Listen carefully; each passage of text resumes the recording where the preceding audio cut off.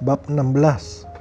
Roh versus daging. Begitu Anda dilahirkan kembali, sisa kehidupan Kristen Anda ditunjukkan untuk belajar berjalan dalam roh. Itu adalah membiarkan apa yang telah Tuhan kerjakan melalui lahir baru Anda mendominasi Anda lebih daripada alam fisik dan emosional Anda. Sungguh sederhana sekali kehidupan Kristen itu. Itu mungkin sederhana tapi tidak mudah. Salah satu hal tersulit yang akan Anda alami adalah belajar untuk berbalik dari dominasi diri sendiri dan membiarkan siapa diri Anda yang sebenarnya dalam Kristus yang mendominasi. Mengapa itu sangat sulit dilakukan? Anda harus melihat roh Anda dengan iman dalam firman Tuhan karena Anda tidak bisa melihat atau merasakannya. Perkataan Yesus adalah roh dan kehidupan. Yohanes 6 ayat 63. Ketika Anda melihat ke dalam firman Tuhan, Anda sedang melihat ke dalam sebuah cermin rohani. Yakobus 1 ayat 23-25. Satu-satunya cara untuk benar-benar mengetahui apa yang benar mengenai siapa diri Anda sebenarnya dalam roh adalah dengan mempercayai firman Tuhan. Anda harus berubah dari berjalan dengan pandangan Anda, panca indera Anda, menjadi berjalan dengan iman. Wahyuan 2 Korintus 5 ayat 7. Semua yang harus Anda lakukan adalah mulai mendasarkan pikiran, tindakan, dan identitas Anda kepada siapa diri Anda yang sebenarnya di dalam Kristus. Selama daging Anda masih bertentangan dengan roh Anda, maka Anda akan selalu mengalami konflik. Maksudku ialah, hiduplah oleh roh, maka kamu tidak akan menuruti keinginan daging. Sebab keinginan daging berlawanan dengan keinginan roh, dan keinginan roh berlawanan dengan keinginan daging, karena keduanya bertentangan. Sehingga kamu setiap kali tidak melakukan apa yang kamu kehendaki. Akan tetapi jikalau kamu memberi dirimu dipimpin oleh roh, maka kamu tidak hidup di bawah hukum Taurat. Galatia 5 ayat 16-18. Bertentangan artinya mereka adalah oposisi, musuh lawan. Konflik antara roh dan daging ini adalah peperangan rohani Anda yang sebenarnya. Setiap hari dalam kehidupan Anda, peperangan itu terjadi di dalam. Apakah Anda didominasi oleh daging Anda atau oleh roh Anda? Daging Anda condong pada hal-hal yang dapat dilihat, dikecap, didengar, dicium, dan dirasakannya. Oleh karena itu daging Anda akan condong kepada pengaruh setan dan kerajaannya yang bekerja di alam fisik ini. Iblis itu berorientasi kepada daging, bekerja melalui hal-hal kedagingan. Dia menggoda Anda untuk tidak percaya kepada Tuhan dengan hal-hal yang dapat Anda lihat dan rasakan. Di sisi lain, Tuhan bekerja di dalam alam roh terutama melalui firman-Nya.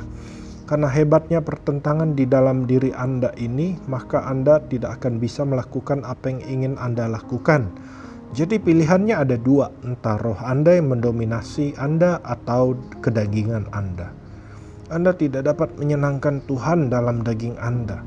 Mereka yang hidup dalam daging tidak mungkin berkenan kepada Allah. Roma 8 ayat 8.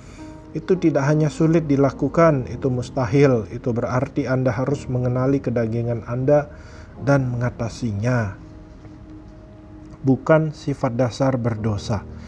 Hidup dalam kedagingan akan menghasilkan segala jenis bentuk kematian.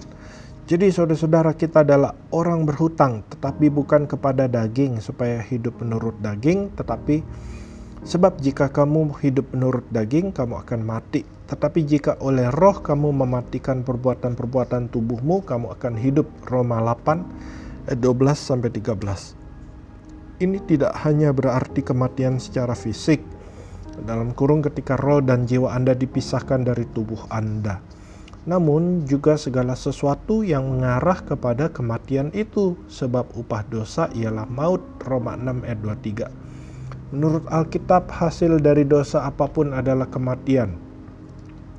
Depresi, kecil hati, kemarahan, kepahitan, rasa takut, khawatir, penyakit, kemiskinan, kesepian, dan lain-lain, semuanya adalah bentuk kematian secara dicicil. Jika Anda hidup dalam daging, Anda akan sakit, miskin, depresi, marah, dan lain-lain. Mati. Daging Anda adalah jalan masuk setan untuk membawa kematian dalam hidup Anda. Sebagai orang percaya yang lahir baru, daging Anda diciptakan dari alam jiwani dan badani Anda. Namun sebelum Anda diselamatkan, itu juga mencakup roh manusia Anda yang jatuh ke dalam dosa. Pembelajaran saya pada Alkitab New International Version telah menunjukkan kepada saya bahwa versi ini hampir selalu menggantikan kata daging yang ada dalam King James Version menjadi sifat dasar berdosa. Interpretasi ini mungkin saja bisa diterapkan ke dalam beberapa hal, namun saya telah menemukan kesalahpahaman di beberapa tempat, misalnya dalam Roma. Daging pada dasarnya mengacu pada seseorang yang belum dilahirkan kembali, atau seorang percaya yang sudah dilahirkan kembali namun tidak hidup dalam kendali Roh Kudus. Frase sifat dasar berdosa ini tidak menyampaikan kebenaran ini dengan tepat. Pembaruan kehidupan. Saat Paulus mengajarkan bagaimana Tuhan berurusan dengan manusia berdasarkan kasih karunia-Nya, bukan berdasarkan perbuatan-perbuatan mereka, itu telah menimbulkan pertanyaan dalam Roma 6 ayat 1. Jika demikian, apakah yang hendak kita katakan? Bolehkah kita bertekun dalam dosa supaya semakin bertambah kasih karunia itu? Jawabannya tentu saja sekali-kali tidak. Bukankah kita telah mati bagi dosa?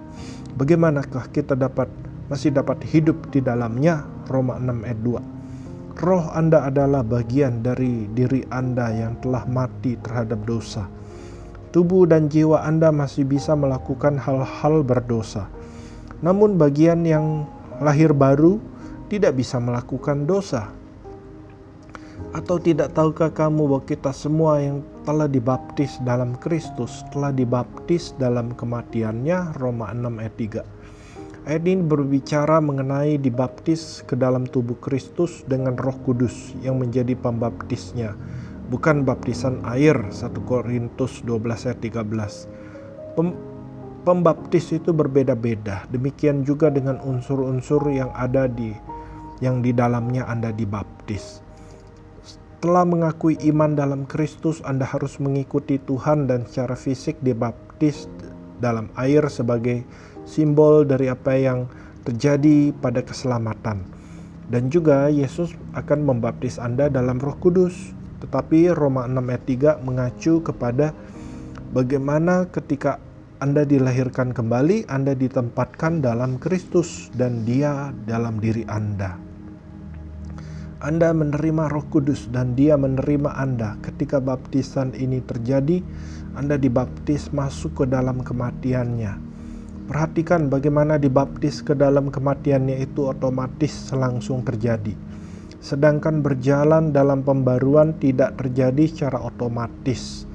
Dengan demikian kita telah dikuburkan bersama-sama dengan Dia oleh baptisan dalam kematian, supaya sama seperti Kristus telah dibangkitkan dari antara orang mati oleh kemuliaan Bapa, demikian juga kita akan hidup dalam hidup yang baru. Roma 6 ayat 4. Manifestasi kehidupan baru adalah sesuatu yang harus terjadi. Tapi itu bergantung pada bagaimana Anda memperbarui pikiran Anda.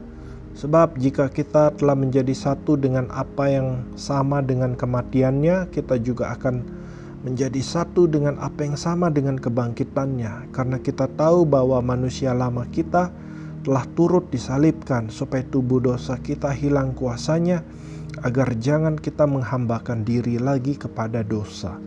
Roma 6 ayat 5-6.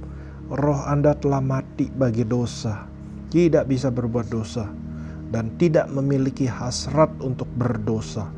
Namun hal ini tidak secara otomatis berarti bahwa jiwa dan tubuh Anda akan merefleksikan perubahan itu. Perjalanan Anda dalam kehidupan kebangkitan tergantung pada Anda. Tahu bahwa manusia lama kita telah turut disalibkan supaya tubuh dosa kita hilang kuasanya, agar jangan kita menghambakan diri lagi kepada dosa. Roma 6 ayat 6. Manusia lama di sini mengacu kepada roh yang Anda miliki sebelum Anda selamat. Itu adalah alam roh Anda yang mati dalam pelanggaran dan dosa. Efesus 2 ayat 1. Manusia lama Anda sudah tidak ada lagi karena telah disalibkan, telah mati dan dikuburkan bersama dengan Kristus. Cara berapa orang mengajarkan ayat-ayat tersebut akan membawa Anda untuk percaya bahwa Anda memiliki 4 roh yang tinggal bersama dalam diri Anda. Roh lama, roh yang baru, roh Kristus, dan roh kudus. Itu jauh lebih buruk daripada skizofrenik, penyakit kepribadian ganda. Firman Tuhan tidaklah mengajarkan demikian.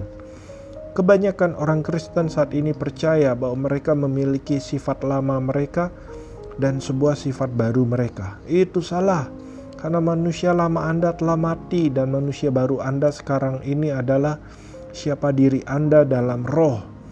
Saya tidak akan memberikan penjelasan lebih lanjut mengenai hal ini karena fokus saya di sini adalah untuk menunjukkan kepada Anda bagaimana cara mengatasi daging. Ditakuti, Alkitab NIV menerjemahkan daging sebagai sifat dasar berdosa lama Anda. Itu adalah terjemahan yang terlalu berlebihan. Pada saat kelahiran baru, manusia lama Anda disalibkan, mati dan terhilang. Untuk menggantikan tempatnya, Tuhan memberikan kepada Anda roh yang baru dan Anda menjadi ciptaan baru. Roh itu bersatu dengan Kristus sehingga tidak ada perbedaan antara roh Anda yang lahir baru dengan roh Kristus yang dikirimkan ke dalam hati Anda. Anda benar-benar menjadi satu dengan Dia. 1 Korintus 6 ayat 17. Roh Anda yang telah lahir baru itu sama persis atau identik dengan Yesus. Anda berdua telah menjadi satu, menjadi ciptaan baru. Kemudian roh Anda dimeteraikan, dikelilingi, dan dibungkus dengan Roh Kudus. Orang-orang menganut konsep bahwa manusia lama mereka lah yang membuat mereka berbuat dosa ini. Karena itu secara logis menjelaskan kecenderungan mereka akan hal tersebut. Tetapi Roma 6 ayat 6 menjelaskan apa yang perlu Anda ketahui untuk menjadi bebas. Manusia Anda telah disalibkan bersama dengan Dia. Kemudian tubuh Anda yang penuh dosa telah dihancurkan. Ketika Anda mati secara fisik, Anda akan meninggalkan sebuah tubuh di bumi ini. Sebab seperti tubuh tanpa roh adalah mati, demikian jugalah iman tanpa perbuatan-perbuatan adalah mati. Yakobus 2 ayat 26. Kematian secara fisik terjadi ketika roh Anda meninggalkan tubuh Anda dan tubuh Anda memerlukan waktu untuk membusuk. Meskipun roh Anda telah pergi, tubuh fisik Anda masih bisa terlihat persis sama seperti sebelumnya saat dia masih hidup. Berapa tahun yang lalu teman saya bekerja di bagian penyimpanan mayat di lantai 13 dari rumah sakit Parkland di Dallas, Texas. Pada suatu kali dia menarik keluar papan yang berisi mayat yang berada di sana untuk diotopsi. Ketika teman saya berbalik untuk melakukan sesuatu, tiba-tiba saja mayat ini terduduk dengan mulutnya yang terbuka dan tangannya terkulai di sampingnya. Karena merasa terkejut dan takut, teman saya hampir saja melompat keluar dari jendela. Dia berlari keluar dan kembali dengan menyeret seseorang untuk memeriksa tanda-tanda vital orang yang sudah mati ini. Ternyata dia memang sudah mati. Setelah memasukkan kembali mayat tersebut, ahli medis profesional itu menjelaskan, terkadang jika seseorang baru saja meninggal, dia masih memiliki gerak elektris dalam tubuhnya. Otot-ototnya akan berkontraksi dan mereka bisa terduduk seperti yang terjadi tadi. Tapi dia tidak hidup. Tubuh itu masih memiliki beberapa perangai kehidupannya, namun kehidupan itu sendiri telah menghilang. Satu sifat dasar, dua pikiran.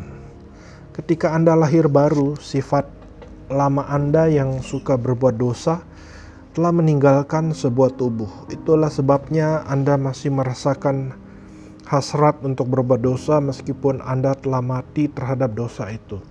Manusia lama Anda telah disalibkan, telah mati dan sekarang telah menghilang. Namun efeknya masih bisa dirasakan melalui tubuh fisik Anda dan pikiran Anda yang belum diperbarui. Pikiran alamiah Anda diprogram untuk bertindak seperti anak iblis, di mana itulah Anda sebelum Anda menerima Tuhan. Efesus 2 ayat 1-2. Anda dulunya diajarkan untuk menjadi egois, pemarah, penuh nafsu, penuh kritik, rakus, kepahitan, dan melakukan segala dosa lainnya yang telah Anda lakukan di masa lalu tersebut. Tetapi sekarang, karena Anda telah lahir baru, Bapa Surgawi Anda telah mengadopsi Anda masuk ke dalam keluarganya dan memberikan sebuah sifat kebenaran yang baru. Namun manusia lama Anda telah meninggalkan sebuah tubuh. Ini berarti pikiran fisik Anda akan terus berfungsi seperti sebuah komputer yang menjalankan program lamanya sampai nanti Anda memperbaruinya dengan firman Tuhan. Anda memiliki satu sifat dasar tapi dua pikiran. Jika Anda berpikir Anda memiliki manusia lama dan manusia baru Anda dalam diri Anda, maka Anda akan berpikir Anda ini adalah dua manusia yang berbeda pada satu kesempatan. Itu skizofrenik. Anda hanya memiliki satu sifat dasar saja, sifat dasar yang baru. Tetapi Anda memiliki dua pikiran yang berbeda. Pikiran yang belum diperbarui, daging, dan pikiran Kristus, roh. Kuncinya adalah dengan memprogram ulang pikiran fisik Anda untuk sepakat dengan pikiran rohani Anda. Roh Anda selalu berhasrat pada Tuhan, selalu memikirkan siapa diri Anda dalam Kristus, selalu mempertimbangkan apa yang Anda miliki dalam Tuhan, dan selalu percaya apa yang bisa Anda lakukan dalam Dia. Saat Anda memperbarui pikiran alami Anda untuk berpikir seperti roh Anda, maka Anda akan mengalami kehidupan dan kuasa Tuhan dalam diri Anda. Sederhana namun tidak mudah. Itu memang sederhana namun tidak mudah. Jika Anda masuk ke dalam alam roh sebagai orang percaya yang lahir baru, hanya mendengar pada siapa diri Anda dalam Kristus dan membiarkan Roh Kudus memerintah Anda tanpa ada pengaruh negatif dari luar, manusia, agama, atau iblis, maka Anda akan secara alami mulai memancarkan dan memanifestasikan kehidupan Tuhan dalam pikiran dan tindakan Anda. Namun hidup tidaklah demikian. Anda telah diprogram dengan salah dan perlu mendapatkan pemrograman ulang. Musuh telah berbohong kepada Anda, teman, keluarga, dan orang-orang yang agamawi dengan mengatakan, "Oh tidak, kamu tidak memiliki sifat dasar Tuhan. Kamu ini hanyalah orang berdosa yang diselamatkan oleh kasih karunia.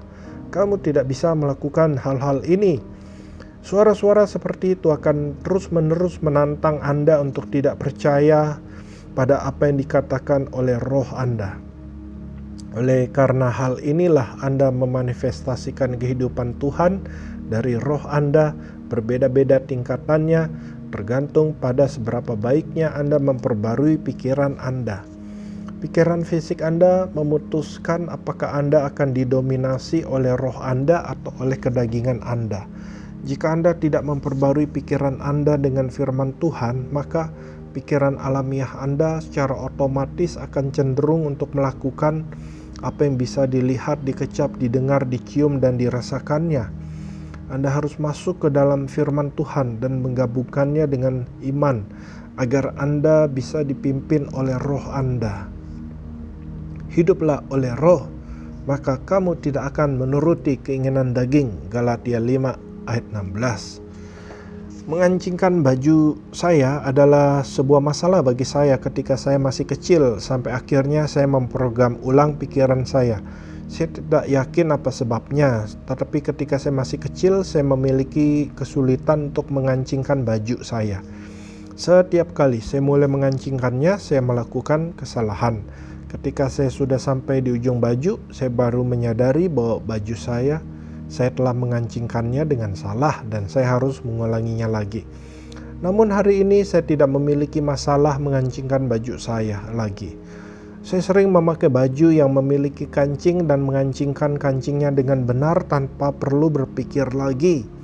Mengancingkan baju saya telah menjadi sifat dasar yang kedua saya.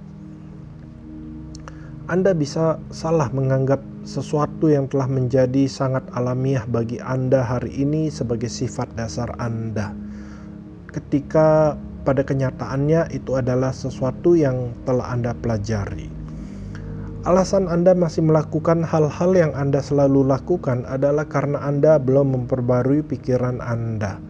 Sifat dasar manusia lama Anda tidak ada di dalam diri Anda dan memaksa Anda untuk melakukan hal-hal seperti yang Anda lakukan sebelum Anda dilahirkan kembali. Anda hanya melakukan tindakan-tindakan negatif ini dan dunia sekitar Anda menguatkan tindakan-tindakan tersebut sedemikian seringnya sehingga tindakan-tindakan negatif tersebut telah menjadi pola pikir dan tindakan Anda. Jika Anda lahir baru, maka dalam diri Anda bukanlah yang jahat. Anda hanya perlu memprogram ulang pikiran Anda dan cara berpikir dan bertindaknya Tuhan. Yesus telah membebaskan Anda. Tidak ada lagi sifat dasar berdosa dalam diri Anda yang Anda musuhi. Manusia lama itu telah mati dan menghilang. Satu-satunya alasan mengapa Anda tidak memanifestasikan kebebasan Anda dalam setiap area hidup Anda adalah karena Anda tidak mengetahuinya. Anda belum memperbarui pikiran Anda dan daging Anda masih mendominasi Anda dalam berbagai cara. Secara pribadi saya telah mengalami sebuah kemenangan yang luar biasa. Namun saya masih tetap dalam proses memperbarui pikiran saya seperti halnya orang lain. Roh sama dengan roh. Daging tidak benar-benar menggambarkan sifat dasar berdosa setelah Anda dilahirkan kembali. Namun kata tersebut lebih cenderung pada setiap pikiran, emosi, hasrat, dan bagian dari diri Anda yang tidak berada di bawah kendali roh kebenaran Anda yang lahir baru. Secara teknis, apa yang benar dari Roh Kudus juga benar dari roh Anda yang lahir baru, karena mereka adalah satu. Tetapi siapa yang mengikatkan dirinya kepada Tuhan menjadi satu roh dengan Dia, 1 Korintus 6 ayat 17. Tidak ada huruf besar dalam kata Yunani. Para penerjemah memutuskan dari konteks sebuah perikop apakah akan menerjemahkan itu roh huruf besar atau roh huruf kecil. Bagaimanapun juga, Roh Kudus atau roh yang telah lahir baru tidak ada bedanya. Hiduplah oleh roh, maka kamu tidak akan menuruti keinginan daging. Galatia 5 ayat 16. Pemikiran, hasrat, pola, dan kebiasaan yang dibangun dalam Anda melalui sifat dasar lama Anda yang suka berdosa akan mulai menghilang saat Anda memilih untuk didominasi oleh roh Anda. Anda tidak harus melanjutkan hidup Anda dalam ikatan hawa nafsu, alkohol, kebencian, obat-obatan, perselisihan, gosip, depresi, penyakit, rasa kecil hati, kemiskinan, dan lain-lain. Anda dapat mematahkan semua hal itu karena dalam roh Anda telah bebas. Ini hanyalah masalah memperbarui pikiran Anda dan mulai melihat siapa diri Anda dalam Kristus termanifestasikan. Saat hal itu terjadi, Anda tidak akan menuruti keinginan daging lagi. Sungguh luar biasa